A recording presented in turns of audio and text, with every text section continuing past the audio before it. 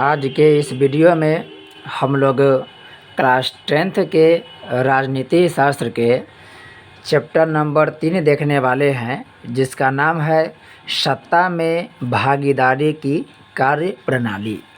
ये भारती भवन के बुक है, राजनीति शास्त्र भारती भवन के बुक है क्लास 10th के लिए। और आज का हमारा टॉपिक हो गया चैप्टर नंबर 3 सत्ता में भागीदारी की कार्य प्रणाली। इससे पहले हम लोग क्लास 10th के राजनीति शास्त्र के पहला और दूसरा दोनों चैप्टर के प्रश्न उत्तर देख लिए हैं। आज हम लोग तीसरा चैप्टर देखने वाले हैं और इस क्लास में हम लोग ऑब्जेक्टिव प्रश्न को देखेंगे। उसके अलावा रिक्त स्थान की पूर्ति करें, सही गलत और जो मिलान करें उसे भी देखेंगे। और जितने भी प्रश्न बच जाते अति लघु उत्तरीय, लघु उत्तरीय, दीर्घ उत्तरीय, उन सब का सॉल्यूशन किसी अन्य वीडियो में किया जाएगा। तो चलिए शुरू करते इस वीडियो के। पहला प्रश्न है, सत्ता में भागीदारी की सर्वोत्तम प्रणाली कहाँ विकसित की गई है? इसका आंसर हो जाएगा, यहाँ पर ऑप्शन के अकॉर्डिंग बात करें तो इसका राइट आंसर हो जाएगा बेल्जियम। बेल्जियम यूरोप महादेश में स्थित एक देश है और ये जो बेल्जियम देश है ये अपने देश में सत्ता की भागीदारी बहुत ही बेहतरीन तरीके से की है, जिसके वजह से उस देश के यानी कि बेल्जियम देश के लोग के बीच में आपसी सहभागिता देखने को मिलता है। यहाँ पर किसी प्रकार की आपको सामाजिक विभेद जैसी स्थिति देखने को नहीं मिलती है। तो इसका राइट आंसर हो जाएगा बेल्जियम। यहाँ पर एक शब्द है सत्ता में भागीदारी। यहाँ पर जो शब्द है सत्ता, इस सत्ता के मतलब है शासन। शासन मतलब जो हमारे यहाँ पर रूल रेगुलेशन बनाता है। यहाँ पर है भागीदारी। भागीदारी के मतलब साझेदारी। सभी देश को चलाने के लिए कोई न कोई शासक की आवश्यकता होता है। जैसे भारत देश की बात करें तो भारत में प्रधानमंत्री है, राष्ट्रपति है। ये दोनों के द्वारा भारत में शासन प्रक्रिया चलाई जाती है। तो उस शासन प्रक्रिया में और लोग हैं या नहीं है, कौन कौन लोग की भागीदारी है, कौन कौन लोग की उसमें हिस्सेदारी है, उसी को हम बोलते हैं सत्ता में भागीदारी। यानी कि देश की शासन व्यवस्था है, उस शासन व्यवस्था में कौन कौन भाग लिए हुए हैं, उसमें जनता की भागीदारी है कि नहीं है, उसमें मंत्री है तो मंत्री कौन कौन है, उसमें प्रधानमंत्री राष्ट्रपति की क्या भूमिका है, राजा है तो राजा की भूमिका, वही कहलाता है सत्ता में भागीदारी। यहाँ पर ऑप्शन ए में है श्रीलंका। श्रीलंका अपने देश में सत्ता की साझेदारी ठीक से नहीं कर पाया है। ये जो श्रीलंका है ये जब आज़ाद हुआ 1948 ईस्वी में, तब अपने आज़ादी के बाद 1948 में आज़ाद हुआ था। तो ये आज़ादी के बाद सिंहली भाषा को अपना राष्ट्रभाषा बनाया था। आपको हम सेकेंड चैप्टर में डिटेल से बताए थे। तो सिंहली भाषा को ये मान्यता खूब दिया, सिंहली भाषी लोगों को अधिकार खूब दिया। जबकि श्रीलंका में ही जो तमिल भाषी लोग थे, तमिल भाषा बोलने वाले लोग थे, कहीं ना कहीं उनके साथ ये नाइंसाफ़ी की, उनको अधिकार से दूर रखा गया। तो श्रीलंका में सिंहली बोलने वाले और तमिल बोलने वाले दोनों लोगों के बीच एक प्रकार के मतभेद की स्थिति बनी रहती है। बात करें भारत में तो भारत भी सत्ता की भागीदारी अच्छा से किया है। सत्ता में सभी लोगों की भागीदारी है, लेकिन परफेक्ट एग्जाम्पल की बात करें इसमें से तो इसके बेल्जियम परफेक्ट एग्जाम्पल होगा। पाकिस्तान देखिए कहने के लिए तो लोकतंत्र है, लेकिन सत्ता में भागीदारी कहीं ना कहीं यहाँ पर ठीक से नहीं हो पाया है। इसलिए वर्तमान समय में देखिएगा तो आज भी यहाँ पर बहुत सारी समस्या देखने को मिलता है। यहाँ पर देखिएगा हमेशा कहीं ना कहीं सेना के हस्तक्षेप वहाँ के शासन प्रणाली में रहता है। बहुत सारे लोगों के अधिकारों के साथ कहीं ना कहीं ये देखेंगे तो वहाँ पर अधिकारों को खात्मा किया गया है। तो सही से यहाँ पर सत्ता की भागीदारी है ही नहीं। यहाँ पर सिंहली भाषा को ज़्यादा मान्यता दिया है। भारत में सत्ता की साझेदारी अच्छा खासा है, लेकिन परफेक्ट एग्जाम्पल पेश किया है बेल्जियम नामक देश। नेक्स्ट है, सत्ता में भागीदारी की आवश्यकता कहाँ पड़ती है? ऑप्शन है क्षेत्र, भाषा और जाति के आधार पर बटे समाज में बिल्कुल सत्ता को हम कहाँ बांटेंगे, सत्ता यानी कि शासन में किसका किसका भागीदारी होगा। तो देखिए जो भी देश क्षेत्र भाषा और जाति के आधार पर बटा है, अगर सभी जाति के लोग, सभी भाषा के लोग और सभी क्षेत्र के लोग शासन प्रणाली में भाग लेगा तभी तो सबके नियम बन पाएगा ठीक से। इन सब के अगर भागीदारी नहीं रहेगा, जैसे सभी भाषा के लोग की भागीदारी नहीं रहेगा तो किसी एक भाषा बोलने वाले लोग का वर्चस्व ज़्यादा हो जाएगा और वो लोग बाकी भाषा के बोलने वाले लोग के साथ कहीं ना कहीं भेदभाव की नीति अपनाएंगे। सभी जाति के लोग की भागीदारी रहेगा तो कोई भी किसी के ऊपर समझिए कि दबाव बनाने का काम नहीं करेगा, सभी एक दूसरे के समान रहेंगे। तो जरूरी है जी, यहाँ पर सत्ता की साझेदारी यानी कि भागीदारी आवश्यक है। नेक्स्ट है क्षेत्रीय विभाजन वाले बड़े राज्य में, बिल्कुल सही बात है। जो भी राज्य विभाजन है क्षेत्रीय आधार पर, जैसे भारत जो देश है उसके 28 राज्य है और 8 केंद्र शासित प्रदेश है, तो बहुत देखिए यहाँ पर क्षेत्रीय विभाजन है। आप देखेंगे तो जो खान पान रहन सहन बिहार यूपी वाले लोग के है उसका ठीक उल्टा आपको नागालैंड मणिपुर वाले को मिलेगा। उसी तरीक़े से जम्मू कश्मीर के जो लोग हैं उसका ठीक उल्टा व्यवहार आपको केरल तमिलनाडु के लोग को मिलेगा।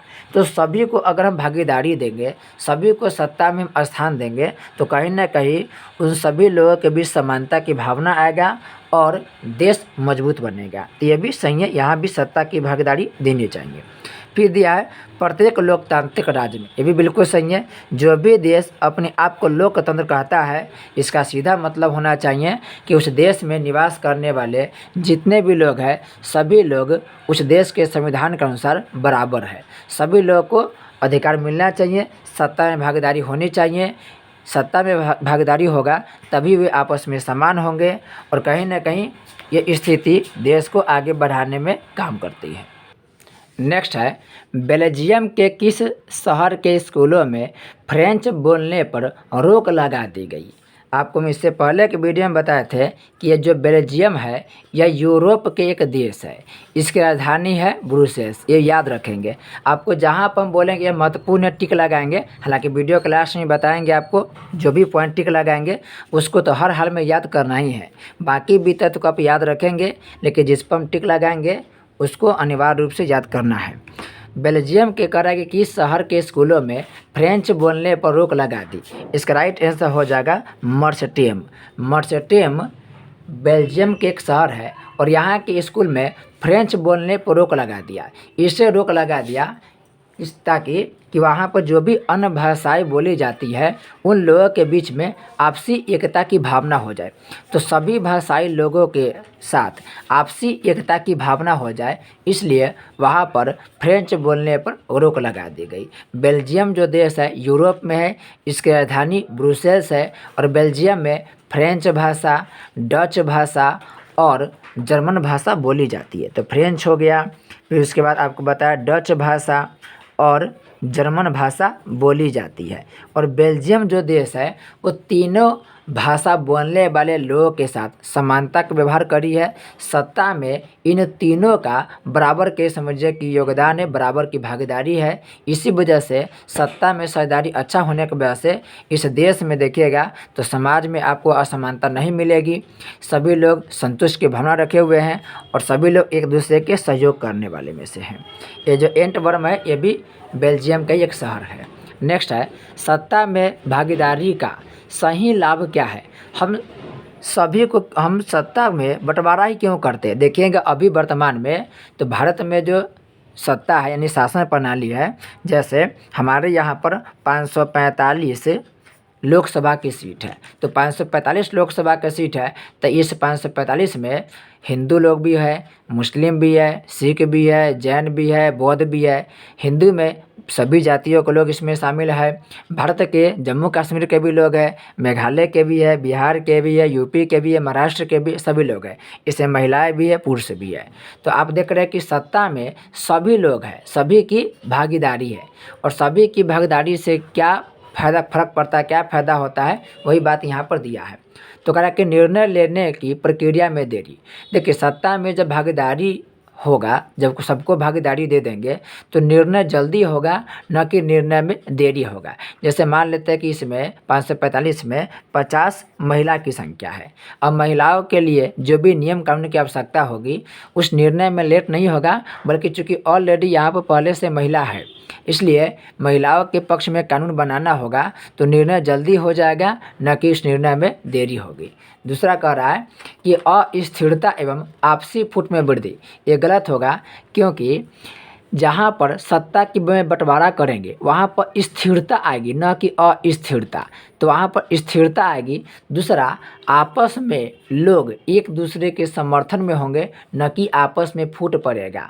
आपसी फूट में कमी आएगी, क्योंकि सभी लोग देखिए समान हो जाएंगे, सत्ता में सबकी हिस्सेदारी, सबकी साझेदारी है, तो वो लोग निर्णय बनाने में सभी लोग एक समान होंगे। तो कहीं ना कहीं ये स्थिति जो होगा वो आपस में एक की भावना लाएगा, न कि आपस में एक दूसरे को दूर करेगा, आपस में एकता को तोड़ने का काम करेगा, यानी कि फूट डालने में वृद्धि करेगा। तीसरा है विविधताओं में वृद्धि, ये भी गलत होगा, क्योंकि जब सत्ता में साझेदारी देंगे, भागीदारी देंगे, तो विविधता में कमी आएगी, विविधता में कमी आएगी, न कि विविधता में वृद्धि होगी। नेक्स्ट है विभिन्न समुदाय के बीच टकराव में कमी। विभिन्न समुदाय के बीच टकराव में कमी, ये बिल्कुल राइट आंसर हो जाएगा, क्योंकि हम जब सभी वर्गों के, सभी समुदाय के लोगों को समान कर देंगे, सभी लोगों को समान कर देंगे, तो उनके बीच आपस में टकराने की वजह होगा ही नहीं। जैसे मान लेते हैं कि भारत में हिंदू की संख्या और मुस्लिम की संख्या, ठीक है, दोनों में डिफरेंस है, लेकिन दोनों को बराबरी का अधिकार दे दिए। तो जब दोनों को बराबरी का अधिकार दे दिए तो उन लोगों के बीच आपस में टकराव नहीं होगा, बल्कि टकराहट क्या हो जाएगी, कम हो जाएगी। टकराहट क्या होगी, कम हो जाएगी। तो टकराहट कम करने के लेकर के ही हम लोग सत्ता में क्या करते हैं, भागीदारी देते हैं। जैसे मान लेते हैं कि भारत में समझिए कि बहुत प्रकार की जाति है, अलग अलग प्रकार की जाति के लोग हैं। अब उसमें से उच्च जाति वाले लोग को ज़्यादा हम अधिकार दे देंगे, यानी सत्ता में भागीदारी ज़्यादा दे देंगे, और निम्न जाति के लोग को अगर भागीदारी कम देंगे तो कहीं ना कहीं उच्च जाति के लोग और निम्न जाति लोगों के बीच के आपस में क्या होगा, टकराव की भावना आ जाएगी, और यही टकराव की भावना बाद में समाज और देश तोड़ने का काम करती है। तो जैसे हम सबको भागीदारी दे देंगे, सबको बंटवारा कर देंगे शासन में, उन लोगों के बीच में जो टकराहट होगी वो टकराहट की भावना में क्या आ जाएगी, कमी आ जाएगी। क्योंकि सबके पास अधिकार है, कोई किसी पर जुर्म नहीं कर सकता है, कोई किसी पर दबाव नहीं बना सकता है, और किसी एक का वर्चस्व नहीं होगा, क्योंकि अधिकार सबके पास है, अधिकार सबको दिया गया है। नेक्स्ट है बेल्जियम में सत्ता में भागीदारी के संदर्भ में सही कथन क्या है। बेल्जियम बताया था यूरोप का एक देश है, राजधानी ब्रुसेल्स है। इस बेल्जियम में डच भाषा के लोग, फ्रेंच भाषा के लोग और जर्मन भाषा के लोग शामिल है, और फ्रेंच, डच, जर्मन तीनों भाषा के लोग को यहाँ पर अधिकार दिया गया है, सत्ता की साझेदारी दी गई है, इसलिए वहाँ पर टकराहट आपको नहीं मिलेगा, क्योंकि सब भाषा के लोग को समान अधिकार है, किसी को भी कम नहीं रखा गया है, किसी के अधिकारों को हनन नहीं किया गया है, इसलिए वहाँ पर देखिएगा तो आपसी टकराव आपको नहीं देखने को मिलेगा। प्रश्न कर रहा है बेल्जियम में सत्ता में भागीदारी के संदर्भ में सही कथन को चुनना है। तो ऑप्शन कर रहा है बहुसंख्यकों का प्रभुत्व बनाए रखने का प्रयास, बिल्कुल नहीं। वहाँ पर बहुसंख्यक को प्रभुत्व नहीं, प्रभुत्व के मतलब है कि वहाँ पर इनका वर्चस्व, इनका बोलबाला, तो बहुसंख्यक के वर्चस्व नहीं है, न प्रभुत्व नहीं है, बल्कि बहुसंख्यक का भी वही अधिकार है जो अल्पसंख्यक के है। तो दोनों को बराबरी के अधिकार दिया गया है, न कि यह कोशिश किया गया है कि जिसकी संख्या ज़्यादा है उसका प्रभुत्व यानी कि उसका वर्चस्व ज़्यादा रहे, यह गलत हो जाएगा। नेक्स्ट है फ्रेंच भाषी अल्पसंख्यकों के हितों की अपेक्षा, ये बिल्कुल गलत होगा, क्योंकि फ्रेंच भाषा के लोग और डच भाषा के लोग दोनों को बराबरी का अधिकार दिया गया है। यहाँ पर अल्पसंख्यक के हित को ध्यान रखा गया, याद रखिएगा, यहाँ पे अल्पसंख्यक के हित को ध्यान रखा गया है, न कि हित को उपेक्षा की गई है। हित के ध्यान रखा गया है, हित की उपेक्षा नहीं की गई है। नेक्स्ट है संघीय शासन व्यवस्था अपनाकर देश को भाषा के आधार पर टूटने से बचाना, ये बिल्कुल सही होगा, क्योंकि संघीय शासन व्यवस्था है अपनाया है, और संघीय शासन व्यवस्था जो अपनाया है तो यहाँ पर सभी सरकारों को बराबर अधिकार दिया है, और कहीं ना कहीं सभी भाषा बोलने वाले लोग के साथ समानता का व्यवहार किया गया है, जिसकी वजह से ये लोग भाषा के आधार पर टूट नहीं पाया है, ये लोग इकट्ठा जुटा हुआ है। तो ये राउट आंसर हो जाएगा। नेक्स्ट करा है क्षेत्रीय हितों को नज़रअंदाज करना, ये बिल्कुल गलत होगा। क्षेत्रीय हित को ध्यान में रखा गया है, न कि उनको इग्नोर किया गया। नज़रअंदाज नहीं किया गया है, नज़रअंदाज न किया गया है, बल्कि उनका हित के ध्यान में रखा गया है, क्योंकि क्षेत्रीय स्तर पर भी सरकार का गठन किया गया है ताकि वे अपनी समस्या को आसानी से दूर कर सके। नेक्स्ट है श्रीलंका में सत्ता में भागीदारी से संबंधित सही कथन क्या है। पहले श्रीलंका के बारे में जानिए। श्रीलंका एशिया महादेश में है। आप देखेंगे भारत का नक्शा, तो ये भारत के नक्शा है। इस भारत के देखेंगे यहाँ पर नीचे की तरफ नारियल के आकार के आपको एक देश मिलेगा। भारत के दक्षिण में यह देश है श्रीलंका। श्रीलंका पहले इंग्लैंड के गुलाम था। यह 1948 में श्रीलंका आज़ाद हुआ। जब श्रीलंका 1948 में आज़ाद हुआ तब यह सिंहली भाषा को समर्थन किया। सिंहली भाषा यहाँ पे बोला जाता है, श्रीलंका में बहुत ज़्यादा लोग सिंहली बोलते हैं। तो सिंहली भाषा को यह अपना मतलब ये बना दिया अपना राष्ट्रीय भाषा। और इसी श्रीलंका में तमिल भाषा के लोग रहते हैं, लेकिन तमिल को अधिकार से दूर रखा गया, जिसकी वजह से तमिल भाषा के बोलने वाले लोग और सिंहली भाषा के बोलने वाले लोग के बीच आपस में टकराव की स्थिति हो गया। और जो तमिल भाषा के लोग थे वो असंतुष्ट हो गया, क्योंकि उनको अधिकार से दूर रखा गया था, उनको अधिकार मिला ही नहीं। तो वो तमिल लोग एक आतंकवादी ग्रुप बनाया। उस आतंकवादी ग्रुप के नाम है लिट्टे। और ये जो लिट्टे नामक आतंकवादी ग्रुप है ये सरकार के खिलाफ में कार्य करती है। तो यहाँ पर ऑप्शन कर रहा है अल्पसंख्यकों का प्रभुत्व बनाए रखने का प्रयास। बिल्कुल नहीं, गलत है। बल्कि जो अल्पसंख्यक लोग, अल्पसंख्यक मतलब जो जिसकी संख्या कम है, तो यहाँ पर तमिल भाषा बोलने वाले लोग अल्पसंख्यक। श्रीलंका में तमिल भाषा बोलने वाले लोग क्या है, अल्पसंख्यक में। तो इनके उपेक्षा किया गया, न कि इनका प्रभुत्व बनाए रखने का प्रयास किया गया था। इनका बोलबाला नहीं बनाए रखने का प्रयास किया था, बल्कि इनको इग्नोर कर दिया गया, इनको अधिकार से दूर कर दिया गया। तभी तो ये तमिल लोग बहुत ज़्यादा गुस्सा हुए श्रीलंका के सरकार के खिलाफ में और उनके खिलाफ षड्यंत्र रचने लगे। नेक्स्ट है बहुसंख्यक सिंहली भाषी के हितों की अपेक्षा। बिल्कुल नहीं। बहुसंख्यक जो सिंहली भाषा था उनके तो समझे हित के ध्यान रखा गया, उनके अधिकार के लिए ही तो पूरा काम किया गया। और सारा जो झगड़ा फसाद की जड़ है यही है कि वहाँ पर बहुसंख्यक सिंहली भाषा को पूरा अधिकार दे दिया, जबकि तमिल भाषा के लोग को अधिकार से दूर रखा गया। यही मुख्य झगड़ा की वजह बना। नेक्स्ट है संघीय व्यवस्था अपनाकर सभी क्षेत्रों के हितों का ध्यान। सबसे पहले बात कि श्रीलंका संघीय व्यवस्था वाला देश है ही नहीं, श्रीलंका एकात्मक व्यवस्था वाला देश है। अब संघात्मक एकात्मक के बारे में डिटेल सब चर्चा किया जाएगा। ये एकात्मक व्यवस्था है, यहाँ पर जो शासन है, यहाँ के जो शक्ति है वह केंद्र के पास है, वो क्या केंद्र के पास है। अतः श्रीलंका में कैसा व्यवस्था है, एकात्मक शासन प्रणाली है। और यहाँ पर सभी लोगों के हित के ध्यान नहीं रखा गया है, बहुत लोगों के हित की उपेक्षा की गई है। नेक्स्ट है सरकार के नीतियों द्वारा सिंहली भाषी बहुसंख्यकों का प्रभुत्व बनाए रखने का प्रयास। बिल्कुल सही है। सरकार एक ऐसी नीति लाया जिसमें सिंहली भाषी को खूब अधिकार दे दिया गया, जबकि तमिल भाषा बोलने वाले लोग को अधिकार से दूर रखा गया। तो सिंहली भाषा जो बहुसंख्यक भाषा है, जहाँ के अधिकांश लोग सिंहली भाषा बोलते हैं, उनके भाषा को मेन भाषा बनाया गया और सभी अधिकार सिंहली भाषी बोलने वाले लोग को दिया गया। नेक्स्ट रिक्त स्थान की पूर्ति करा है सरकार के तीनों अंगों कार्यपालिका, यहाँ पर होगा विधायिका, कार्यपालिका, विधायिका एवं न्यायपालिका के बीच सत्ता का विभाजन किया जाता है।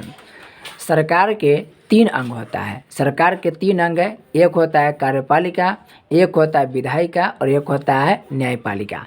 कार्यपालिका का काम है देश के लिए कानून, देखिए विधायिका का काम है देश के लिए कानून बनाना। आप लिख लेंगे, क्योंकि सभी बात को यहाँ पर लिखेंगे तो वीडियो लंबा बन जाता है। तो कोशिश करें आप लोग पेन कॉपी लेके बैठे, या आपके पास अगर भारतीय भवन के बुक है तो इसी बुक में आप लोग पेंसिल से लिख लेंगे। ये नहीं कि किताब गंदा होगा, आप आराम से लिख सकते हैं। हमेशा रिवीजन आप लोग इसी से कर लीजिएगा। विधायिका का काम है देश के लिए कानून बनाना। आपसे पूछेगा कि इनका काम बताइए, तो इसका विधायिका का काम हो जाएगा देश के लिए कानून बनाना है। और विधायिका जो कानून बनाती है उस कानून को लागू करना कार्यपालिका का काम है। तो विधायिका का काम है कानून बनाना, कार्यपालिका का काम है कानून को लागू करना और न्यायपालिका का काम है कानून की रक्षा करना। विधायिका द्वारा जो कानून बनाया गया है उस कानून की रक्षा करना न्यायपालिका के काम है, और जो कानून को तोड़ेगा, कानून को अपने हाथ में लेगा, उसे सज़ा देने का काम न्यायपालिका को दिया गया। तो सबका अपना अपना अलग काम है और तीनों अपना अपना क्षेत्र में बराबर अधिकार प्राप्त किए हुए हैं। नेक्स्ट है, सत्ता में भागीदारी के माध्यम से डैश सरकार को अपनी सहमति देती है। तो सत्ता में भागीदारी के माध्यम से जनता, सत्ता में भागीदारी के माध्यम से जनता सरकार को अपनी सहमति देती है। तो यहाँ पर हो जाएगा उसका आंसर, राइट आंसर जनता। जनता क्या करती है? सरकार को अपनी सहमति देती है। जनता कैसे देती है तो समझिए, सत्ता की जो साझेदारी है, यानी सत्ता में जो भागीदारी या साझेदारी है उसमें सभी आ जाएगा, सभी वर्ग के जनता है, और सभी जनता इकट्ठा हो करके सरकार के नीतियों के बारे में बताती है। जैसे सरकार कोई नीति बनाती है, कोई भी कानून बनाती है, अगर वह कानून देश के हित में नहीं है, देश की जनता के हित में नहीं है, तो साफ साफ इनकार कर देगा। और कोई अगर कानून है तो उस कानून का जो उनके लिए अच्छा है, देश की जनता के लिए अच्छा है, तो उसमें वह क्या करेंगे? अपनी सहमति भी प्रस्तुत करेगी। नेक्स्ट है, बेल्जियम डैश का एक छोटा सा लोकतांत्रिक देश है। तो बेल्जियम कहाँ है? यूरोप का एक छोटा सा लोकतांत्रिक देश, यहाँ पर हो जाएगा यूरोप का। नेक्स्ट है, श्रीलंका में डैश भाषा बोलने वाले अल्पसंख्यक है। अल्प के मतलब होता है कम, और संख्यक मतलब संख्या। तो श्रीलंका में जो तमिल भाषा बोलने वाले लोग हैं, ये तमिल भाषा बोलने वाले लोग की संख्या अल्पसंख्यक है, इनकी संख्या कम है, जबकि सिंहली भाषा बोलने वाले लोग की संख्या ज़्यादा है। लास्ट में हम बताएंगे कि कौन कौन क्वेश्चन आपके एग्जाम के दृष्टिकोण से महत्वपूर्ण रहने वाला है, उसको आप लोग मार्क लगा लीजिएगा या अलग से कॉपी में नोट कर लीजिएगा, और एग्ज़ाम के अंतिम टाइम में आप उसे ही देखिएगा। अधिकांश क्वेश्चन जो टिक लगाएंगे उसी के द्वारा उसी से पूछा जाएगा।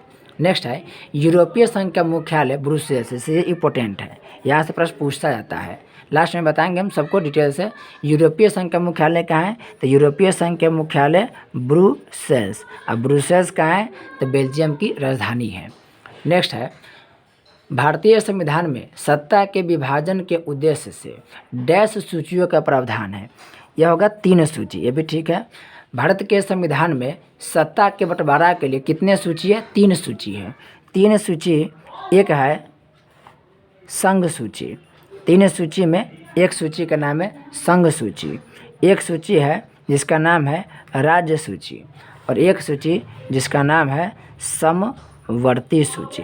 समवर्ती सूची, तो संघ सूची, राज्य सूची, समवर्ती सूची, 3 सूची है भारतीय संविधान में। संघ सूची के विषय पर आप याद कर लीजिएगा, संघ सूची के विषय पर केंद्र सरकार नियम बनाती है। इस बात को आप लोग पॉज करके या वीडियो को स्लो करके लिखते जाएंगे। संघ सूची के विषय पर केंद्र सरकार कानून बनाती है। क्वेश्चन पूछेगा कि बताइए राज्य सरकार किस सूची के विषय पर कानून बनाती है? तो राज्य सरकार राज्य सूची में लिखे गए विषयों पर कानून बनाती है। फिर प्रश्न पूछेगा कि बोलिए कौन सूची है जिसमें राज्य सरकार और केंद्र सरकार मिलकर कानून बनाती है? तो जो समवर्ती सूची है, उस समवर्ती सूची में लिखे गए विषयों पर केंद्र सरकार और राज्य सरकार दोनों मिलकर कानून बनाती है। लेकिन अगर किसी एक ही विषय को, एक ही बात को लेकर संघ सरकार और राज्य सरकार कानून बनाएगी, तो इस स्थिति में संघ सरकार के फैसला मान होगा, संघ सरकार के बात को माना जाएगा, राज्य सरकार के बात को नहीं माना जाएगा। तो याद रखिएगा 3 सूची, संघ सूची, राज्य सूची, समवर्ती सूची। नेक्स्ट है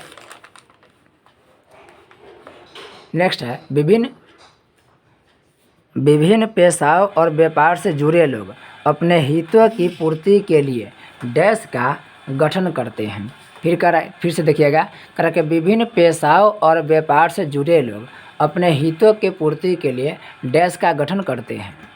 इसका आंसर हो जाएगा हित समूह का गठन करते हैं। हित समूह के मतलब समझिए, हित मतलब फायदा समझिए कि अपना फायदा, तो अपने फायदा के लिए करके अलग अलग पेशाओं के लोग और व्यापार के लोग क्या बनाते हैं? हित समूह। इसे समझिए, जैसे सब लोग के पेशा अलग अलग है, पेशा यानी कि रोजगार, काम। कोई टीचर है, कोई वकील है, कोई डॉक्टर है, कोई बिजनेसमैन है। तो टीचर लोग अपना एक ग्रुप बना लिया, हित समूह बना लिया, और इससे अपना फायदा के लिए हित समूह बनाया है, ताकि कभी टीचर के बारे में कुछ ऐसा नियम की आवश्यकता हो जिसके बनाने से या जिसके बनने से टीचर को फ़ायदा होने वाला है, तो सभी टीचर एक हो जाएंगे और अपने फ़ायदा के लिए क्या बना लेंगे, हित समूह। उसी प्रकार से क्या है, अलग अलग समझे कि व्यापार से लोग जुड़े हुए हैं, जैसे मान लिया कोई रेशम के व्यापार से जुड़ा है, कोई कागज़ के व्यापार से जुड़ा है, कोई इलेक्ट्रॉनिक्स वस्तु के व्यापार से जुड़ा है, तो ये लोग क्या करेंगे, अपना ग्रुप बना लेंगे। और ग्रुप बना करके ये कभी कभी सरकार पर दबाव बनाती है कि मेरे अनुसार अच्छा से नियम बनाए, तो ये लोग के द्वारा जो ग्रुप बनाए जाते हैं उस ग्रुप के अनुसार भी कभी कभी सरकार द्वारा नियम बनाए जाते हैं। कुल मिला के समझिए कि अलग अलग पेशा के लोग, अलग अलग व्यापार से जुड़े लोग अपना हित समूह बनाते हैं। इसलिए बनाते हैं हित समूह ताकि उनका अपना निजी जो काम है, समझिए कि निजी जो फ़ायदा है वो पूरा हो सके, तो निजी स्वार्थ के पूरा करने के उद्देश्य से बनाया जाता है। अब कॉलम अ और कॉलम ब के बीच मिलान करना है, करा है शक्तियों का विभाजन। शक्तियों का विभाजन, शक्तियों का विभाजन यानी कि शक्ति के बंटवारा करना है। शक्ति का बंटवारा कैसे किया गया इंडिया में, तो भारत में विभिन्न स्तर की सरकार बनाई गई है और विभिन्न स्तरों की सरकारों के बीच शक्तियों का विभाजन किया गया है। तो पहला के घ हो जाएगा। विभिन्न स्तर की सरकार के मतलब है हमारे यहाँ पर 3 तरह की सरकार है, 3 स्तर की सरकार है। क्वेश्चन पूछेगा कितने स्तर की सरकार है, तो 3 स्तर के। एक है सबसे ऊपर में केंद्र सरकार, सबसे ऊपर में कौन है, केंद्र सरकार। दूसरे में है राज्य सरकार, राज्य सरकार। और तीसरे में आएगा स्थानीय सरकार, स्थानीय सरकार। तो देखिए केंद्र लेवल पर केंद्र सरकार, राज्य लेवल पर राज्य सरकार और गांव और शहर, छोटे शहरों के लेवल पर स्थानीय सरकार का गठन किया गया है। सबसे ज़्यादा पावर केंद्र सरकार के पास होता है, उससे कम पावर राज्य सरकार के पास होता है और उससे भी कम स्थानीय सरकार के पास पावर होता है। स्थानीय सरकार में मुखिया जी, सरपंच वगैरह आते हैं। केंद्र सरकार में देखेंगे प्रधानमंत्री, राष्ट्रपति हो गए, राज्य में हो गया मुख्यमंत्री और राज्यपाल। संघीय सरकार, अब संघीय सरकार में क्या होता है, सरकार के तीनों अंगों के बीच सत्ता का बंटवारा होता है।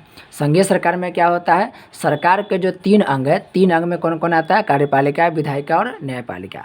विधायिका, कार्यपालिका, न्यायपालिका, तीनों अंगों के बीच सत्ता का बंटवारा होता है और तीनों के पास समान अधिकार प्राप्त होता है। तो कार्यपालिका, विधायिका, न्यायपालिका, तीनों के पास सत्ता का बंटवारा किया गया है, तीनों को अधिकार दिया गया है।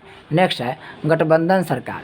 गठबंधन सरकार यह हो जाएगा ख, 2 या अधिक राजनीतिक दलों के बीच सत्ता की साझेदारी। देखिए गठबंधन का मतलब क्या होता है, एक होता है बहुमत की सरकार। बहुमत की सरकार, भारत में 545 लोकसभा का सीट है, समझने की कोशिश कीजिएगा।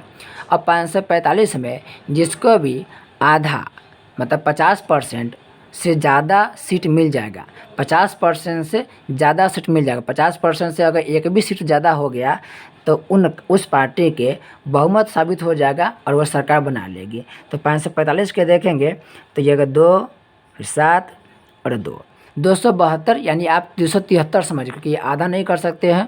तो समझिए कि भारत में 273 सीट अगर कोई ला रहा है 545 में, कोई भी पार्टी है, चाहे बीजेपी, कांग्रेस, चाहे जो भी हो, अगर वह 545 में से 273 सीट ला रही है तो उसका सरकार बन जाएगा बहुमत की सरकार। क्या बन जाएगा जी, बहुमत की सरकार। लेकिन कभी कभी क्या होता है कि किसी एक पार्टी को 273 सीट मिल ही नहीं पाता है, तो ये लोग क्या करेंगे, किसी दूसरे पार्टी से जुड़ करके 273 सीट लाने की कोशिश करेंगे। जैसे ए नाम के कोई पार्टी है, और आप बीजेपी, कांग्रेस पे ले लीजिए, सही समझ में आएगा। जैसे कि बीजेपी पार्टी है तो बीजेपी को 200 सीट मिला। अब चूँकि 200 सीट मिला, लेकिन ये सरकार नहीं बना पाएगी, क्योंकि सरकार बनाने के लिए अभी भी कितने की आवश्यकता है, तो 73 की आवश्यकता है। 200 तो हो गया, लेकिन 73 की आवश्यकता और है। अब एक पार्टी मान लेते हैं कि कांग्रेस हो गया, मानने के लिए कुछ ही मान सकते हैं हम लोग। कांग्रेस है, अब कांग्रेस के मिल गया 100 सीट, कांग्रेस से कितना मिल गया, 100 सीट। अब देखिए, अब बीजेपी कांग्रेस दोनों मिल जाएगा, मिलने के बाद 200 ये है और 100 ये है, 300 हो गया।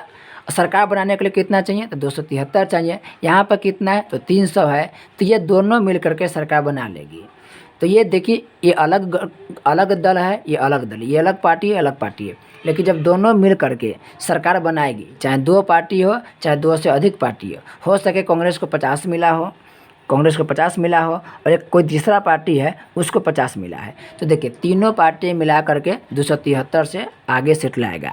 तो इस स्थिति में क्या होता है, एक पार्टी सरकार नहीं बनाती है बल्कि 2 या 2 से अधिक पार्टी मिल करके सरकार बनाती है, और ऐसे सरकार को ही गठबंधन सरकार कहा जाता है। तो इसका राइट आंसर क्या होगा, 2 या अधिक राजनीतिक दलों के बीच सत्ता की साझेदारी।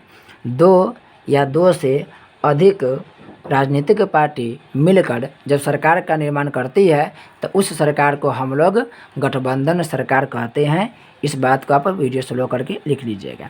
नेक्स्ट है सामुदायिक सरकार।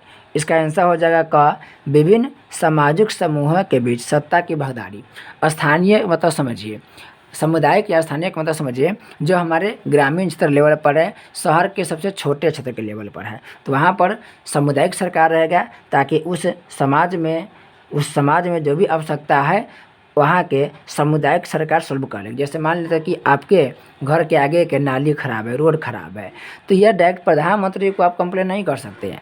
आप अपने बगल में, आप अपने इलाके में जो सामुदायिक सरकार है, सामुदायिक के मतलब समझिए कि हमारे गांव में जो मुखिया हो गए और जो शहर में मेयर साहब हो गए, वो सामुदायिक सरकार है, तो उनको बोलिएगा तो वो लोग उस समस्या को दूर करेंगे। तो ये होगा विभिन्न सामाजिक समूहों के बीच सत्ता की भागीदारी होती है। अब है सही गलत के चयन करना है। कह रहा है सत्ता की भागीदारी लोकतंत्र के लिए घातक है। बिल्कुल गलत बात है जी। सत्ता की भागीदारी तो लोकतंत्र के लिए बहुत अच्छा है।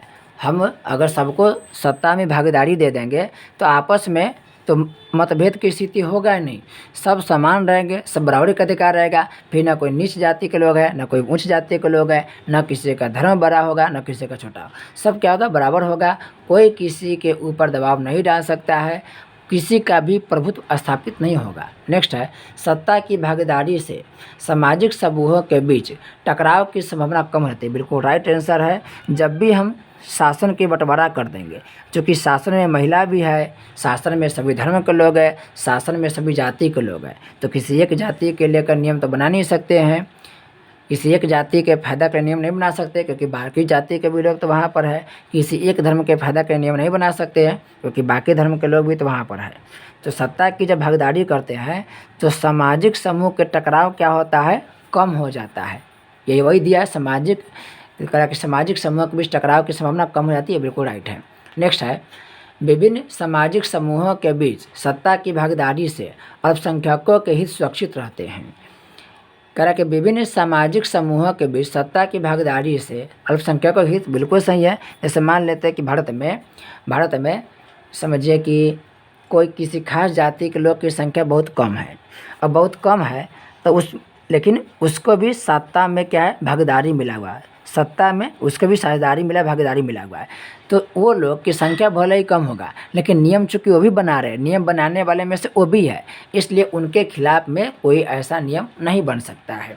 क्यों नहीं बन सकता है, क्योंकि ये नियम बनाने वाले में से है। तो जब भी इनके खिलाफ में नियम बनाया जाएगा तो ये विरोध कर देंगे।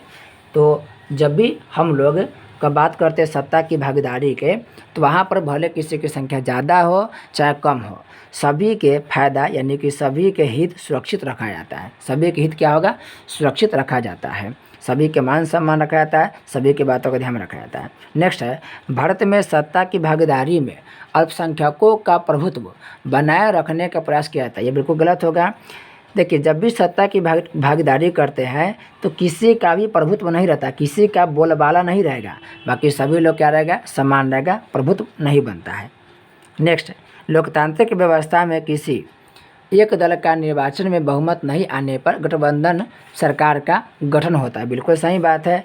कोई एक पार्टी बहुमत स्थापित नहीं करेगी। किसी एक पार्टी के सरकार अगर नहीं बन रहा है तो किसी दूसरे पार्टी से जुड़ेगा और उस पार्टी के साथ जुड़ करके वो सरकार बनाने का क्या करेगा जी, प्रयास करेगा। तो बिल्कुल सही बात है। जैसे वर्तमान में एनडीए की देखिए, एक है एनडीए और एक है यूपीए। तो भाजपा जो पार्टी है, भाजपा भारतीय जनता पार्टी जिसे बीजेपी बोलते हैं, वह जो गठबंधन किया है बाकी दल के साथ, बाकी पार्टी के साथ, तो भाजपा के जो गठबंधन पार्टी हो गया उसका नाम है NDA, national democratic alliance. National democratic alliance और इसी में यूपीए, ये कांग्रेस जिस पार्टी के साथ मिल करके गठबंधन पार्टी बनाया है उसे यूपीए कहा जाता है, United progressive alliance, United progressive alliance. तो इस तरीक़ा से हमारा सभी जो ऑब्जेक्टिव प्रश्न था वो सब खत्म हो गया है। अब आपको हम टिक लगा दे रहे हैं कि आपके एग्ज़ाम के दृष्टिकोण से कौन महत्वपूर्ण रहने वाला है। देखिए, आपको पढ़ना तो सब है, सबको याद करना है, चूँकि बुक में दिया है तो पढ़ना आवश्यक है, नॉलेज आपको इकट्ठा करना ही होगा। और बात रही एग्ज़ाम के दृष्टिकोण से, तो आपके लिए कौन कौन इंपॉर्टेंट है आप टिक लगा लेंगे। जैसे पहला पॉइंट मोस्ट BBI है, यहाँ से प्रश्न पूछा जाता है तो पहला में टिक लगा लेंगे, खूब इम्पोर्टेंट है। नेक्स्ट में देखेंगे यहाँ पर, तो यहाँ पर जो चौथा नंबर प्रश्न है ये इम्पोर्टेंट है, इसे भी ध्यान रखेंगे। उसके बाद रिक्त स्थान की बात करें तो पहला नंबर, इसको टिक लगा लीजिएगा, इम्पोर्टेंट है। फिर पाँचवा नंबर मोस्ट BBI हम बताए थे, पाँचवा हो गया, छठा हो गया, ये मोस्ट BBI हो गया। यहाँ पर देखेंगे, यहाँ पर तीसरा हो गया गठबंधन सरकार, ये इम्पोर्टेंट है। दूसरा पॉइंट हो गया, ये भी इम्पोर्टेंट है। सही गलत में बात करें तो सही गलत में आप सेकेंड नंबर ध्यान रखेंगे, ये इम्पोर्टेंट है। सत्ता की भागीदारी में सामाजिक समूह के बीच टकराहट की संभावना कम हो जाती, इम्पोर्टेंट है। तो जो इम्पोर्टेंट है उस पर विशेष ध्यान देने की आवश्यकता है, बाकी पर भी ध्यान देने की आपकी आवश्यकता है। तो नेक्स्ट वीडियो में मिलते हैं हम लोग चौथा चैप्टर, अगला वीडियो में चौथा चैप्टर देखेंगे जिसका नाम होगा संघात्मक शासन व्यवस्था। तो मिलते हैं एक नई वीडियो के साथ, तब तक के लिए आपका बहुत बहुत